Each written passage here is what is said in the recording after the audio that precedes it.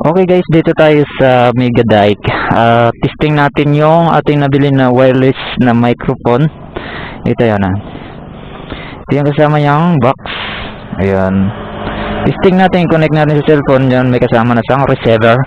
Ito yung receiver niya. Tapos, yung laman ng yung microphone dalawa.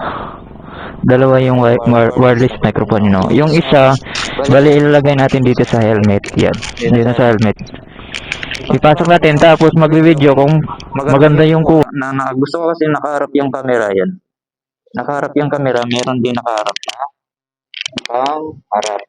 Tapos meron din na camera na nakakuha sa akin.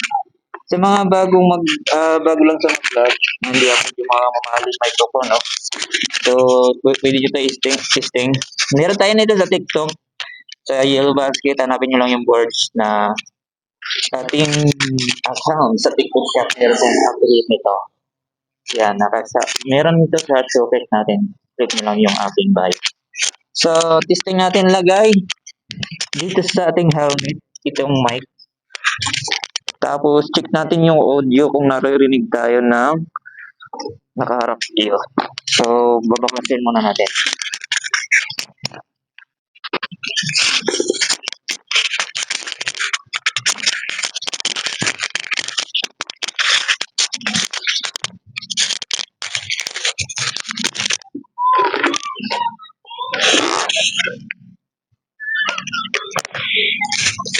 So yan guys, nakakabit na yung wireless microphone.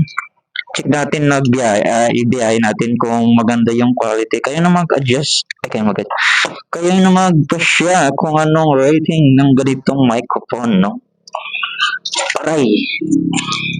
So ayan. Maganda kasi yung hindi ka pa, wala ka pang Insta360 camera.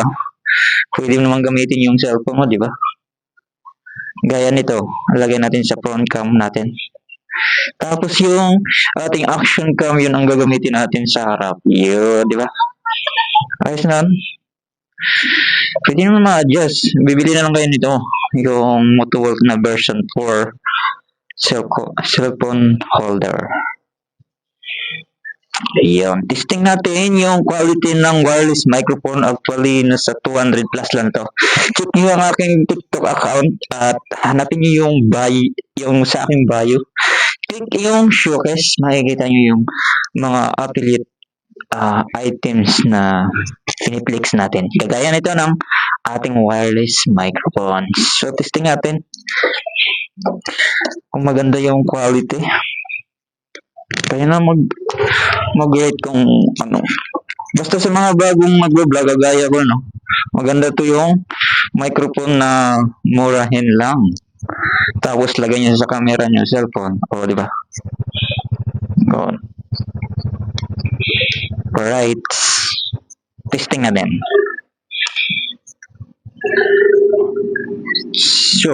Sure, what? Iyo.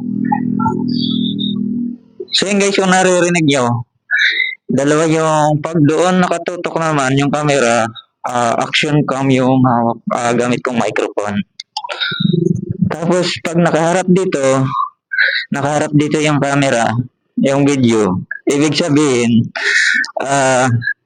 gamit natin yung wireless na microphone. So, testing natin sa biyahe kung hindi garal-gal. Iikot-ikot muna tayo dito. Sa mga hindi pa alam, dito pa yung Mega Dike ng Malabon sa Dampalit. Yeah. Dampalit Mega Dike. So, ikot tayo. Ganda dito magpasyal paghapon, lalo na pag weekend, no? Ganitong oras. Yan. Kasi dami ditong tumatambay. Pwede ka mag-jogging dito. Strut. Alright.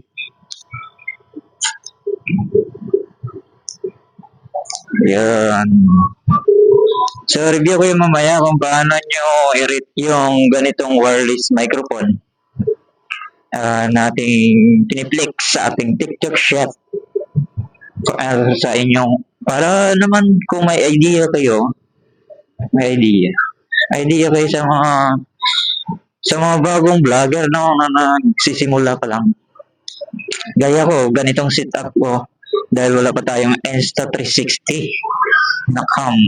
So, ito muna gamit natin yung cellphone, tapos yung ating SG cam na camera.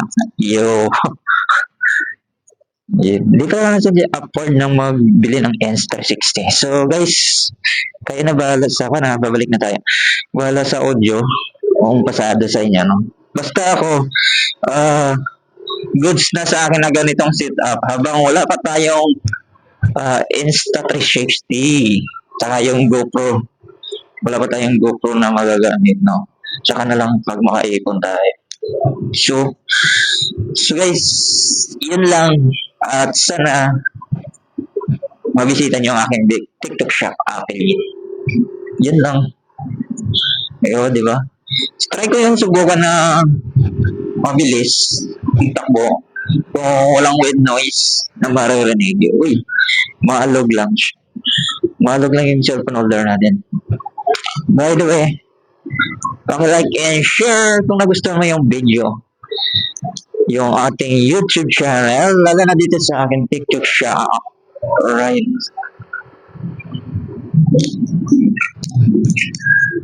Yun.